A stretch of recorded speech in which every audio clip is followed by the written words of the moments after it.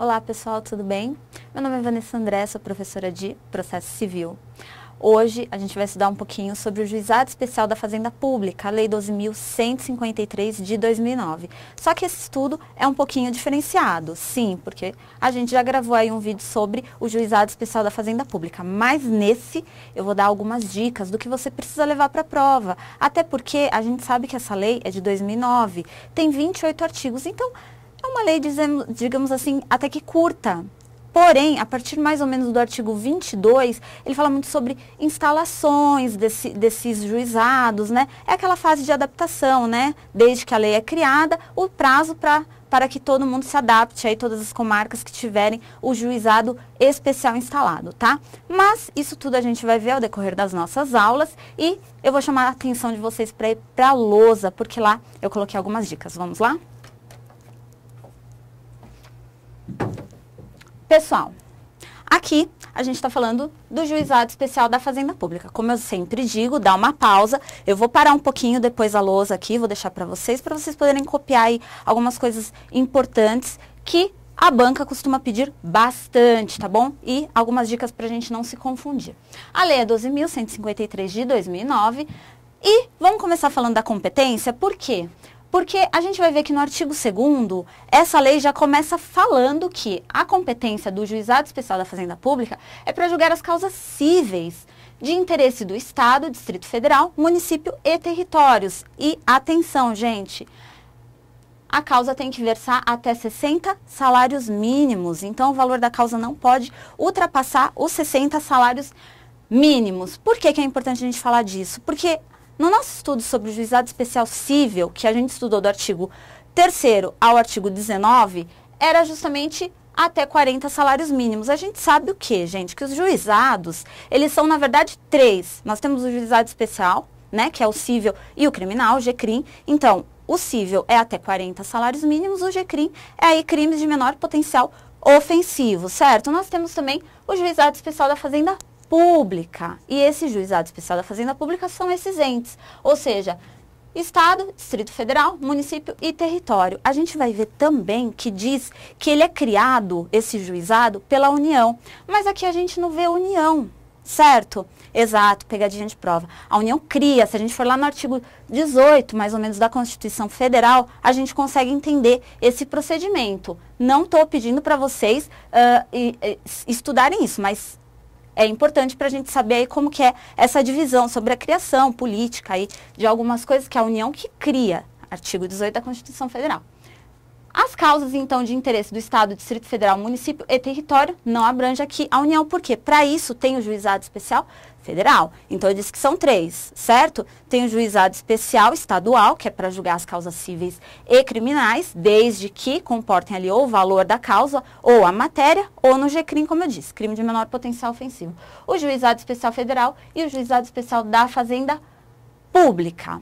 Quem são partes aqui no Juizado Especial da Fazenda Pública? Autor, gente, pessoa física, microempresa e empresa de pequeno porte, ok? Aquelas que aderem ao Simples.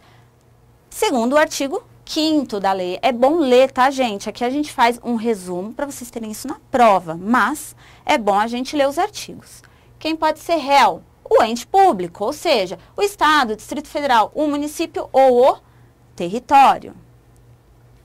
Ainda, gente, queria chamar a atenção de vocês para o artigo 3º dessa lei, que diz o seguinte, que o juiz de ofício ou a requerimento da parte, ele pode deferir aí algumas medidas de tutela antecipada ou cautelar, ok? O que acontece? A gente sabe que no Código de Processo Civil diz que essas medidas, elas são a requerimento da parte. A parte tem que ir lá e provocar, certo? O judiciário, né? Por quê? Porque o direito não assiste quem dorme. Então, a parte tem que ir lá e provocar, tem que requerer essa tutela antecipada e essa cautelar. E você que ainda não estudou sobre tutela antecipada e cautelar, e também a tutela de evidência, corre lá e vê o nosso vídeo. Importante e tá caindo nas provas, tá bom? Então, aqui a diferença é que o juiz pode fazer isso de ofício, desde que ele veja o quê? Que a parte aí está correndo um risco aí de difícil, incerta ou impossível reparação, que é um dos requisitos para o pedido da tutela antecipada ou da cautelar. É a demonstração, a probabilidade do direito e ainda o risco na demora, na concessão aí desse direito. Às vezes eu não posso esperar até o final para que esse meu direito, para que essa minha pretensão seja atendida. Então eu peço o quê? A tutela antecipada, né? Eu quero antecipar os efeitos da sentença. Ou ainda, eu quero uma tutela cautelar, por quê? Porque eu tenho algo que pode se perder até o final do processo. Então, eu peço para que cautelarmente seja deferida essa tutela para mim, ok?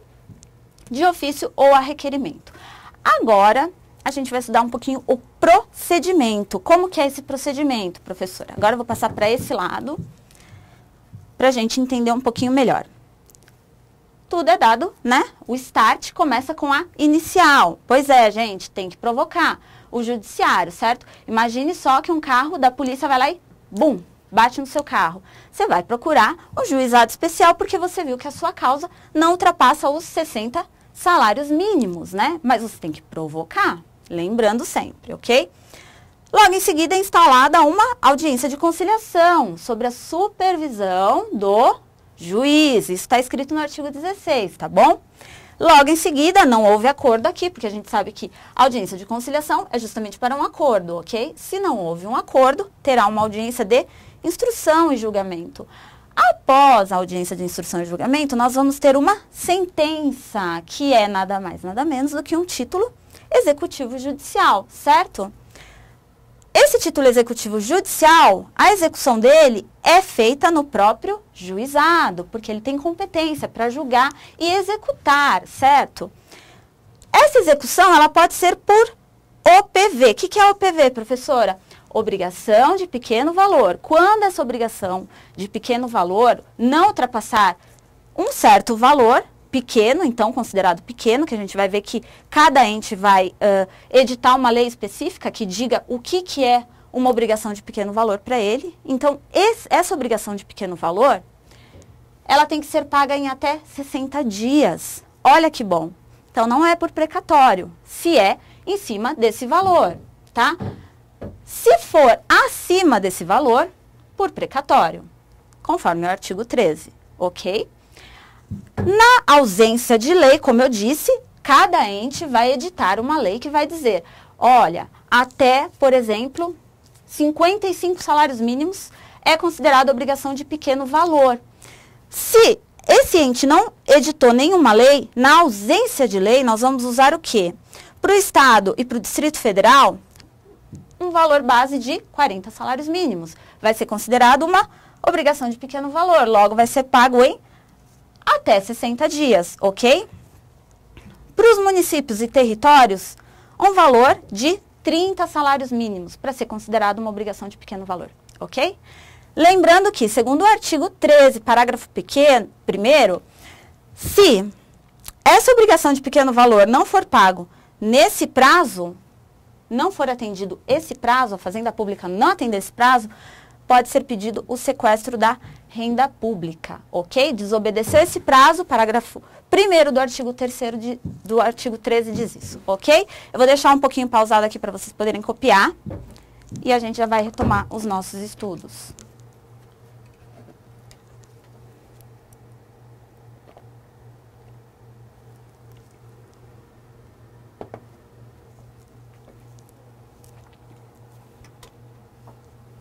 Vamos lá, pessoal? O artigo 1º da lei diz justamente o quê?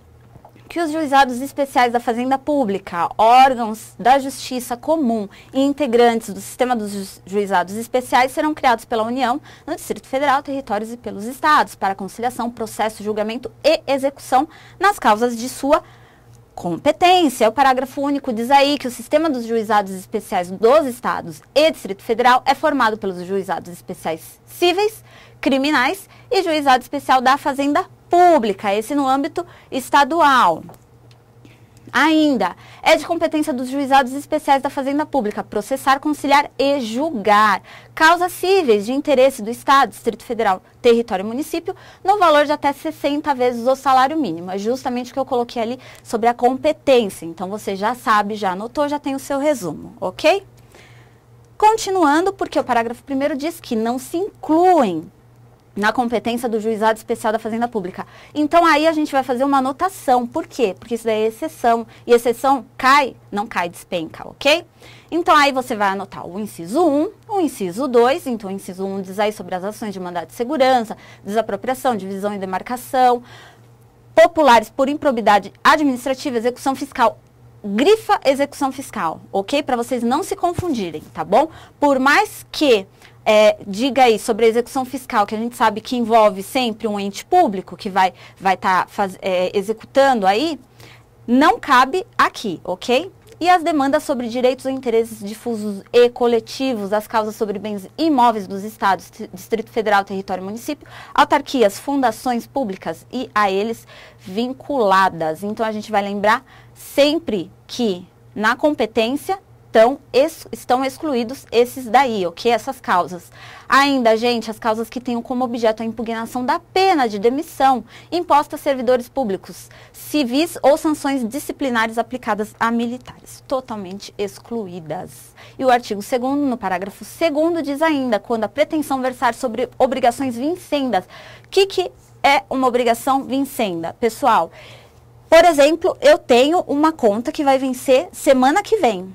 Essa conta ainda não venceu, logo ela é uma obrigação vincenda, ok? Se a minha conta venceu ontem, é uma conta vencida, uma obrigação vencida, ok?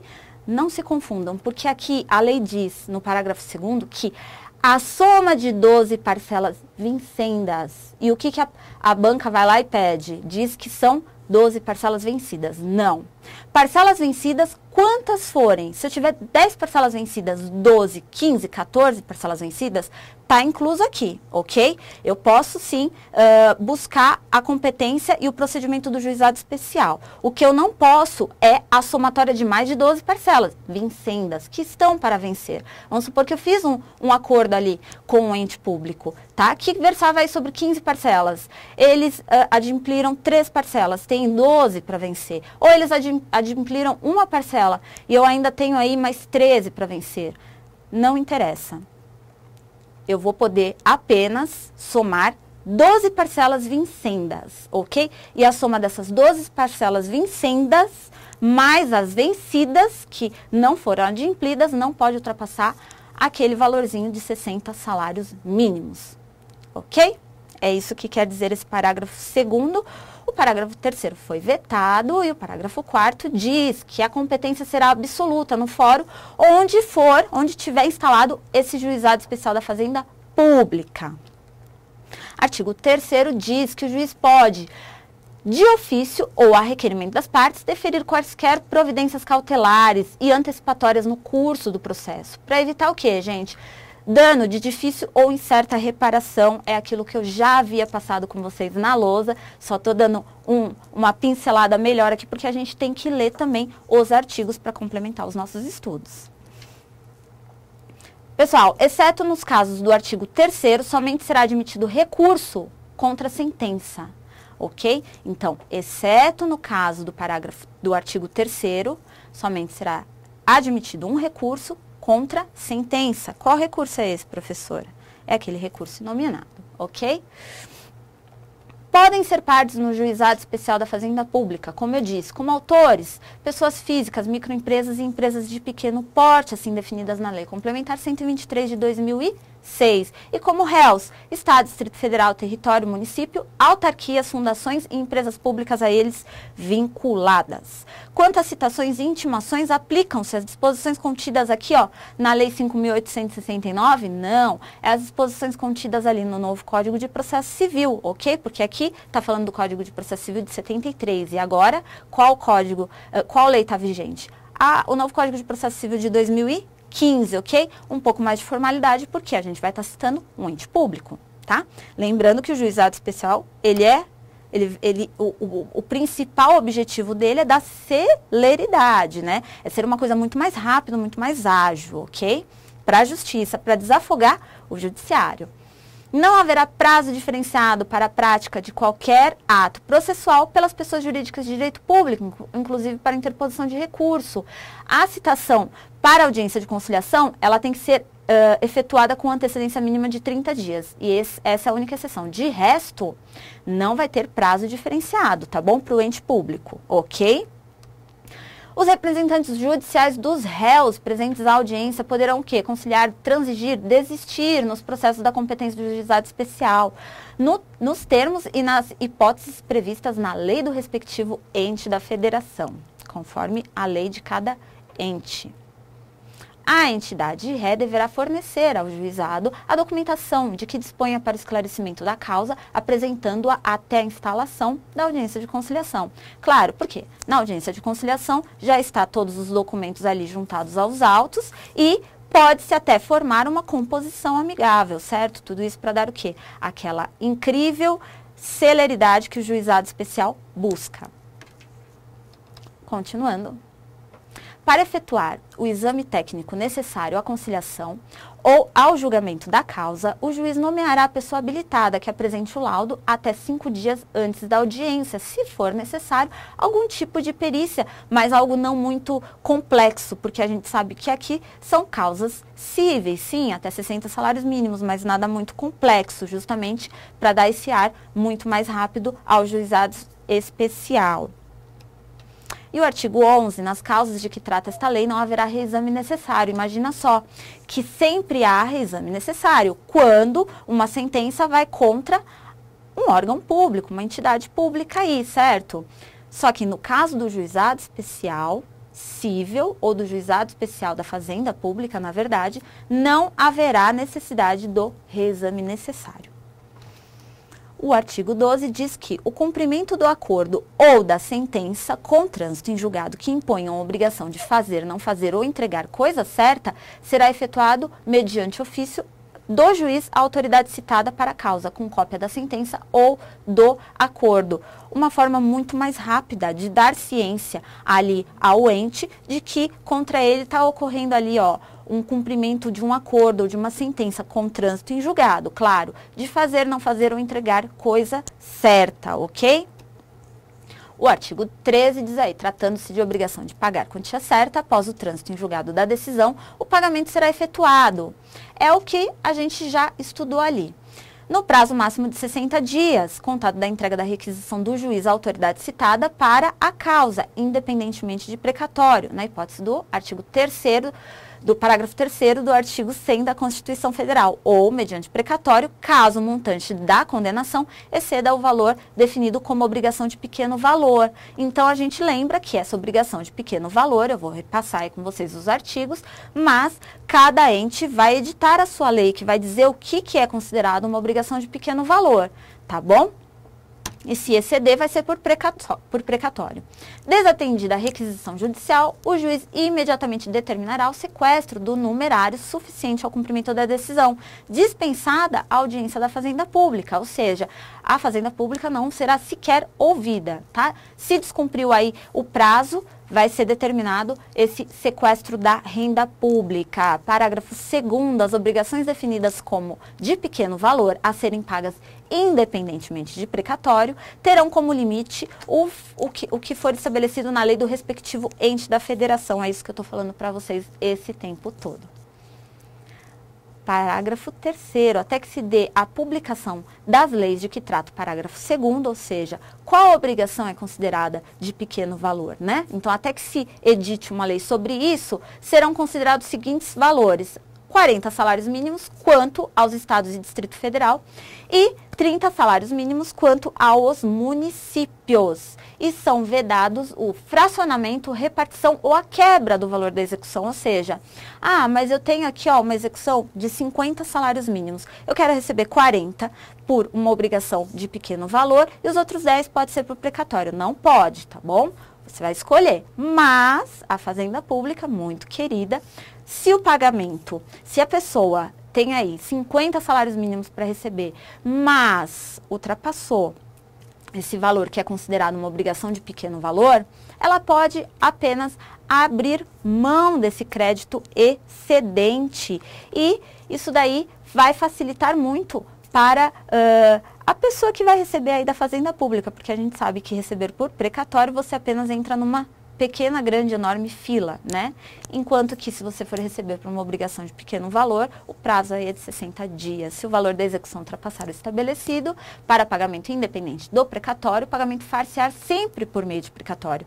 Mas, é como eu disse, sendo facultada a parte exequente a renúncia ao crédito do valor excedente para que possa optar pelo pagamento do saldo sem o precatório. O saque do valor depositado poderá ser feito pela parte autora pessoalmente em qualquer agência do banco depositário, independentemente do alvará. Celeridade, né? Dá muita mais rapidez, você não precisa esperar a expedição de um alvará para ir lá e sacar o seu dinheiro. Parágrafo 3º, o saque por meio de procurador somente poderá ser feito na agência destinatária do depósito mediante procuração específica com firma reconhecida, da qual constem o valor originalmente depositado e a sua procedência. E aqui, os juizados especiais da Fazenda Pública serão instalados pelos tribunais de justiça dos estados do Distrito Federal. E o parágrafo único diz que poderão ser instalados juizados especiais adjuntos, cabendo ao tribunal designar a vara onde esta irá funcionar, ok? Pessoal, a gente vai parar por aqui, essa lei vai até o artigo 28, lembrando que mais ou menos a partir do artigo 22 fala muito sobre as instalações desses juizados, mas no próximo vídeo a gente vai continuar essa aula com mais dicas para vocês, ok? Por enquanto é isso, eu espero ter ajudado vocês, bons estudos e até a próxima!